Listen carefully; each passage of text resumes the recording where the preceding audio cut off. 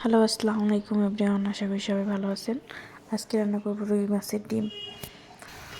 তো প্রথমে গরম পানি করে ডিমটা সিদ্ধ করে নেব। সাথেই থাকবেন সবাই। আর আমার চ্যানেলটা সবাই লাইক, কমেন্ট এবং সাবস্ক্রাইব করে দিবেন। ডিমটা ভালোভাবে সিদ্ধ করে নেব যেন গন্ধ না আসে। তো ডিমটা সিদ্ধ হয়ে গেছে। পেঁয়াজ, মরিচ, তারপরে রসুন কুচিয়ে নেব। এখন কড়াইতে তেল দিয়ে দিব, দেখতে থাকি।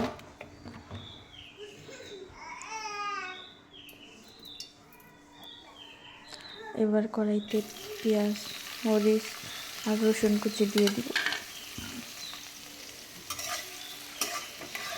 পেঁয়াজটা একটু ভাজা ভাজা করে নেব। লবণ দিয়ে দিব সাথে পরিমাণ মতো।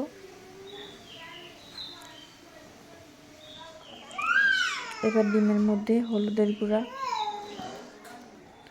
জিরার গুঁড়া, মরিচের গুঁড়া দিয়ে দেব। পেঁয়াজটা টালা হয়ে এসেছে। এবার ডিমটা দিয়ে দিব। ভালোভাবে নেড়ে চেড়ে মিশিয়ে নেব। সাথে থাকেন। দেখেন ডিমটা প্রায় হয়ে এসেছে। এবার ডিমের মধ্যে দিয়ে দিব টমেটো কুচি, ধনিয়া পাতা কুচি দিয়ে ভালোভাবে মিশিয়ে নেব। কার কার এটা পছন্দ জানিয়ে যাবেন কমেন্টে। এই জিনিসটা আমার খুব পছন্দ, আমি খুব পছন্দ করি মাছের ডিম খেতে।